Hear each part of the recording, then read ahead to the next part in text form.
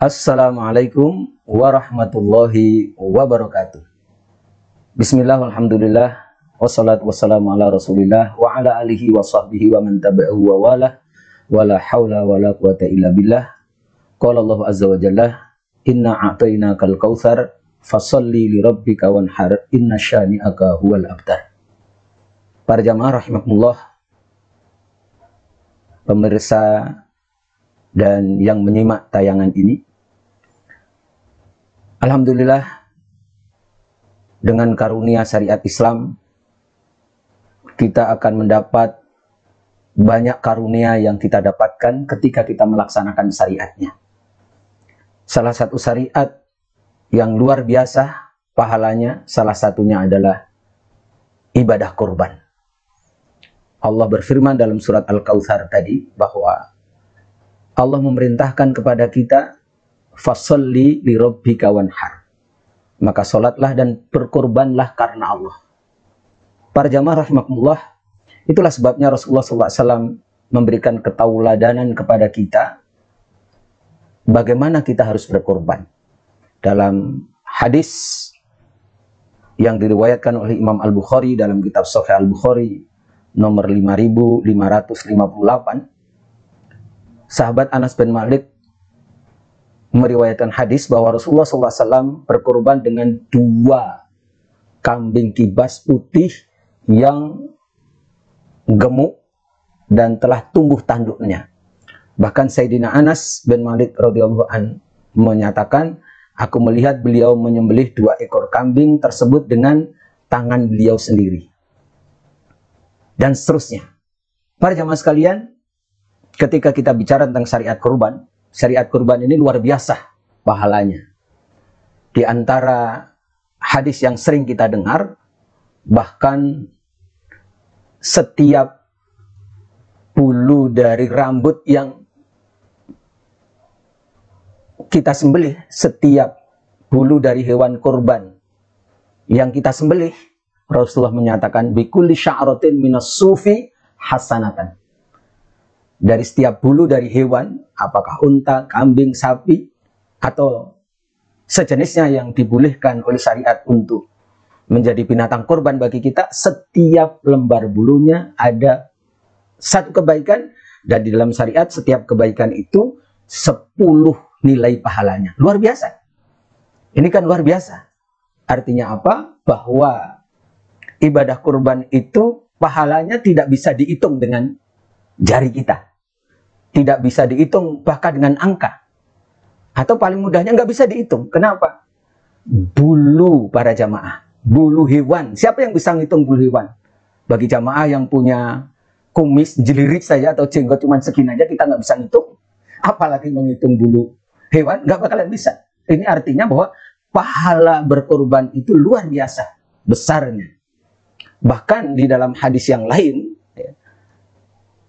kalau tadi hadis riwayat Imam Ibnu Majah, dalam hadis yang lain, riwayat Imam At-Tirmidzi, nomor 1493, bahwa Rasulullah SAW menyatakan, tidaklah pada hari nahar atau hari raya Idul Adha, manusia beramal dari suatu amalan apapun, tidak ada yang lebih dicintai oleh Allah selain berkorban itu sendiri. Dan yang kita sembelih itu akan sampai kepada Allah, tanduknya, kukunya, bulunya, bahkan sumbuh darah itu sudah sampai ke ridhoan Allah sebelum tetesan darah itu jatuh ke tanah. Ini juga luar biasa tentang keutamaan berkorban. Apa artinya? Sesuatu yang oleh kita sebagai manusia kita anggap tidak ada nilai, bahkan tidak bisa kita manfaatkan. Yang namanya kukunya, bulunya, tanduknya. Siapa yang mau bikin sop kuku, bikin sate tanduk, atau bikin gulai dari bulunya sapi, bulunya korban, bulunya unta? Pasti tidak ada. Apalagi darah, kita melihatnya aja jijik. Tapi di sisi Allah dinilai, bahkan diterima oleh Allah. Artinya apa? Sesuatu yang menurut kita tidak ada nilainya, tetapi di sisi Allah dinilai. Bagaimana dengan daging kita? Bagaimana dengan uang untuk membeli hewannya, bagaimana capeknya kita mencari hewan kurban dan seterusnya. Walaupun kita sekarang tidak capek, tinggal pergi ke masjid, mewakilkan kepada panitia, sudah selesai. Para jamaah sekalian, luar biasa pahala kurban itu. Makanya mari kita berkurban karena Allah. Mari kita berkorban karena ketakwaan kita. Ya. Makanya karena pahala yang luar biasa ini, Rasulullah SAW sampai tegas menyatakan di dalam hadis riwayat Imam Ahmad dalam kitab Musnad Imam Ahmad nomor 8273 itu beliau bersabda, "Man wajada sa'atan falam yudhi fala yakrobanna musallana." Barang siapa yang mendapat kelapangan tetapi tidak berkorban, maka tidak usahlah dekat-dekat tempat sholat kami. Sampai begitu tegasnya Rasulullah. Apakah ini sebuah kemarahan Rasulullah? Wallahu alam. Tetapi ini ketegasan. Makanya kemudian jangan heran kalau kemudian dalam kajian fikih itu ada yang menganggap bahwa kurban itu seperti Imam Abu Hanifah mengatakan wajib. Sungguh pun imam yang lain mengatakan sunnah gitu. Bahkan para ulama memberikan batasan yang namanya mampu itu kayak apa sih? Disebut mampu berkorban, kemudian Rasulullah tegas, kalau mampu tapi nggak korban, sudah nggak usah dekat-dekat tempat sholat kami. Nggak usahlah ikut-ikutan sholat segala macam, barangkali begitu pemahamannya, wallahu alam. Pengertian mampu itu oleh Imam Syafi'i dijelaskan ketika seseorang itu memiliki kelapangan apabila dia memiliki nafkah untuk diri dan keluarganya yang ditanggungnya pada hari Idul Adha dan 3 hari tasyrik, berarti itu 4 hari ya, dari tanggal 10, 11, 12, 13, memang dia mampu untuk belanja keluarganya itu, dan dari situ ada kelebihannya untuk bisa membeli hewan kurban, maka di situ termasuk mampu.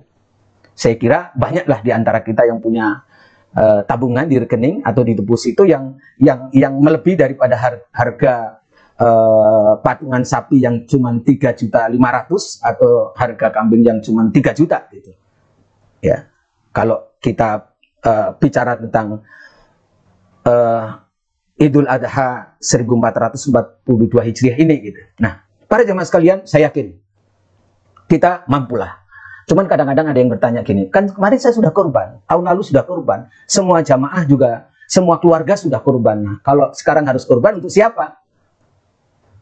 Para jemaah sekalian, ternyata anggapan seperti itu harus kita luruskan dengan hadis yang diriwayatkan oleh Imam Abu Dawud nomor 2790, dan hadis ini oleh para ulama disebut sebagai hadis sahih, termasuk Syekh Albani menyatakan demikian di dalam penjelasannya itu, bahwa Rasulullah SAW pernah bersabda, "Ayyuhan nas ala kulli ahli baitin fi kulli amin udhiyatan." Wahai manusia, tentunya wahai umat Islam, sungguh setiap keluarga setiap tahun menyembelih kurban minimal 1. Karena itu para jemaah sekalian, mudah-mudahan yang menyimak tayangan ini, yang menyaksikan tayangan ini, yang mendengar ceramah ini, saya doakan mudah-mudahan setiap tahun bisa kurban, dan mudah-mudahan dengan ibadah kurban kita mendapat pahala berlipat ganda, dan insya Allah mudah-mudahan kita bersama keluarga menjadi ahli surga. Amin. Wassalamualaikum warahmatullahi wabarakatuh.